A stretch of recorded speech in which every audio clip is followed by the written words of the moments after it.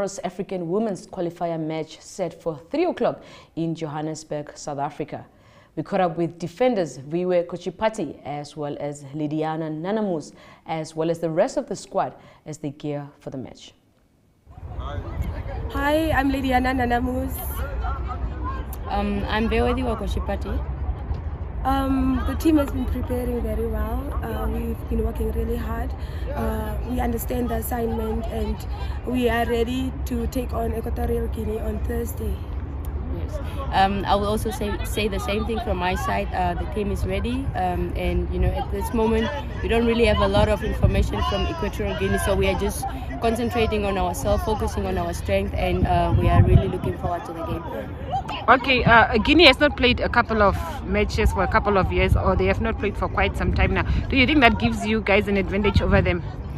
Definitely not, because we don't really want to look at the facts that is happening now. We are just going to, based on what we have seen of them, they are a great team. We are not going to underestimate them, and we are just going to prepare very, very well for whatever is going to come. So the fact that they haven't played doesn't give them a disadvantage. So we just very, very much preparing for a very strong opponent. Yes, I think we've been focusing on what our strengths are and what we can bring to the match, because we obviously want to turn up victorious. So our main focus right now is what we have and what we have to offer. We are, as you said, like, they haven't been playing for a while. Obviously, we don't know what to expect, but we know that we are out here to give it our all and to represent the country very well. Best of luck to the Gladiators ahead of that match. Now, up next, we have our special rugby segment, and that, of course, is Lejal. Don't move an inch.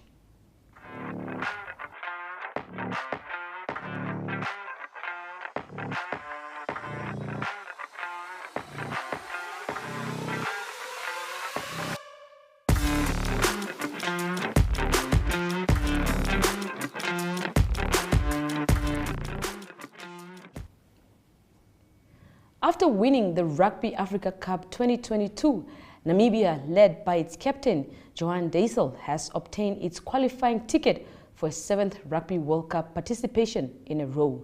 Beside triple world champion South Africa, Namibia is the best African team in terms of Rugby World Cup participations. They've been part of the competition since 1999. For this year's competition in France, Namibia's first game will be against Italy, New Zealand, France, and then Uruguay. We caught up with Torsten van Jaarsveld, a Namibian professional rugby player. Check this out. The young guys are, have been performing so far. No, I think the boys have been really working really hard, and I think this year we've got a bunch of really talented players. Definitely the best group we've had since the 2015 World Cup. So really excited to see what we can do. Yeah. So you've been here before. Looking at your pool at the moment, what is the mindset going into these games? Yeah, we know it's going to be a hard pool. We know there's teams with great talent, great experience, and I think we'll just take week by week. We'll have objectives to do during the week, and we know that our first objective is trying to win our first game in the World Cup, and I'm sure this year will be the one. Yeah. So the couple of days it has been quite chilly in terms of training. How are you guys coping? Yeah, it was quite chilly, a lot of wind. I think the best thing is just we adapted really well to the training conditions. We never know what's the training conditions or the playing conditions in France. It might be a little bit of rainy, it might be sunny, so I think it's good to adapt to every condition possible. We'll be ready to go. Yeah. So in terms of the preparation, obviously the instructions, the tactics that are coming in, are you happy with what the technical team is giving us? Yeah, 100% happy. I think this year we've got the staff is probably the best staff that Namibia's ever had. A bunch of guys with a lot of experience that with really big teams. I'm excited to see what we can do with all the structures, all the instructions to do the World Cup, and see what we can do in the Nations Cup. Yeah. First things first. Yeah, so you're already based in France. The World Cup obviously is in France. Maybe some motivation, advice that you guys you're giving to your teammates. Yeah, I think the first thing is go out there and enjoy the moment. It's gonna be insane. It's gonna be amazing. All the French people are going to be there to support us for sure. They love Namibia, so they'll be there supporting us. Probably not against France, but the rest of the teams, I'm sure the stadiums will be sold out. So it's really exciting. But first things first, do the camp, do the Nations Cup, and we'll take it from there. Okay, now apart from obviously still looking at the World Cup, your personal, what are you going in for into this World Cup? I think everyone's just going in to try and be a better player, try and leave the jersey in a better space, after we play. You know, someone else will come and play in the number again. So I think the first thing is just to try and show people what we can do as a country, try and represent our country really well, especially the people who are here, try and support us, and especially to all the players who don't make the team. You know, it's always something it's a bit hard thing, but we dare to represent whoever makes this final squad, to represent everyone, the players who don't make it, the people in Namibia, the people around the world. So that's obviously the first one. All right. Now, just lastly, the people that are following you, your fans, you know, the guys that love the rugby, any message perhaps for them, whether it's in Afrikaans, whether it's in English, just a shout out. No, just a shout out to all the fans. Thank you for the support, and we look forward to representing the country in this Nations Cup coming up. And thank you for backing us. You know, we're a small country, and we're definitely going to represent this country really well, and looking forward. There's a bunch of great players. Stick with us no matter what. Thank you so much for Thank you speaking very to much. us. Thank you. This month on DSTV Premium, Nora is back as life in the Big Apple continues to surprise her and her outrageous family and friends. I have an idea. You do. Two families battle for the coveted camp trophy in this hilarious family-friendly movie. That was fun. That was something. And F1 hits the tarmac as Red Bull continues their push for dominance. Absolutely epic! It's your moment to be entertained by staying connected to DSTV Premium.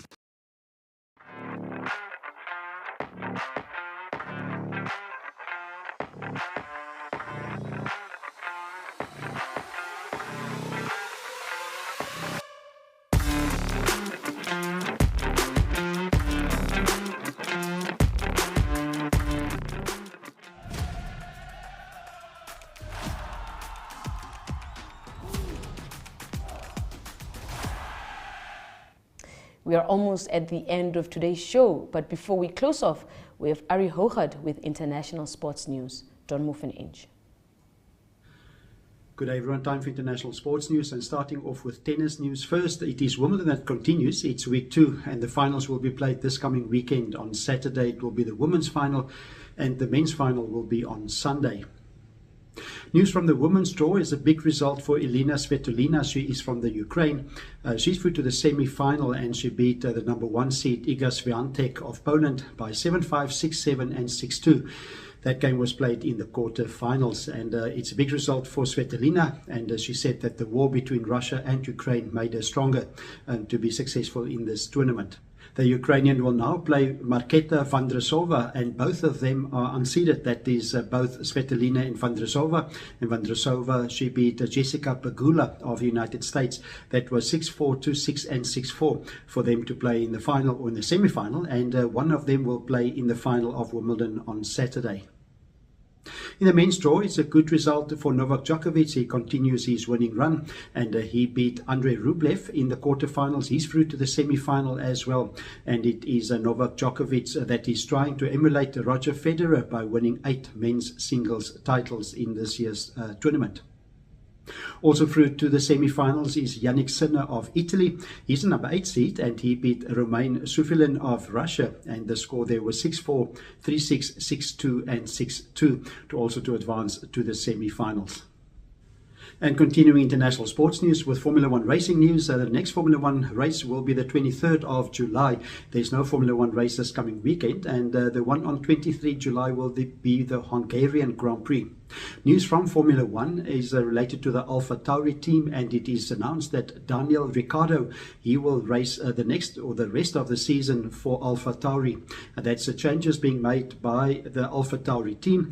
Daniel Ricciardo, very experienced driver, and he will replace Nick de Vries. Nick de Vries from the Netherlands, but he didn't have a good season. In 10 races, he couldn't get 1 point on the points table, and so he is replaced by Daniel Ricciardo. Daniel Ricciardo said it's nice for him to be back back in the Red Bull saddle or seat, so to speak. It is not the Red Bull team, but it is the sisters team of Red Bull, that is AlphaTauri, that he will be racing in. And the 34-year-old Australian is no stranger to Red Bull. He won 7 Grand Prix, that was between 2014 and 2018, and all of those 7 wins was in a Red Bull Honda racing car. So it's good for the AlphaTauri team to have Daniel Ricciardo back racing for the rest of the season. And concluding today's international sports news, it is Tour de France cycling news. It's the premier Tour de France, the premier cycling event on the men's calendar, and it is stage 11 or stage 10 that was concluded rather. There's 21 stages in total, so quite a few stages still to go. But stage 10 result, it is Pello Bilbao of Spain that won in 3 hours 52 minutes and 34 seconds, and he beat George Zimmermann into second place. He's from Germany, and third position Ben O'Connor of Australia. Pello Bilbao didn't really challenge the leaders on the general classifications. He is now in 5th position, quite a few minutes behind the leaders, and it is still Jonas Vingegaard and Tadej Pogačar leading. It is Jonas Vingegaard. He's leading in a combined time of 42 hours, 33 minutes and 13 seconds, and Tadej Pogačar still 17 seconds behind. In stage 10, both of them finished on the same time, but now in stage 11 will be 180 kilometers. There's also 3 climbs in that 180 kilometers, but the last 20-30 kilometers are quite flat, and it's expected to be a sprint finish to the end. So at the moment still, it is probably going to be decided between Jonas Vingegaard and Tadej Pogačar, who won the 2023 Tour de France Cycle Tour. That's international sports news for today. Hope you have a great sport day, and we talk international sport again tomorrow. Goodbye.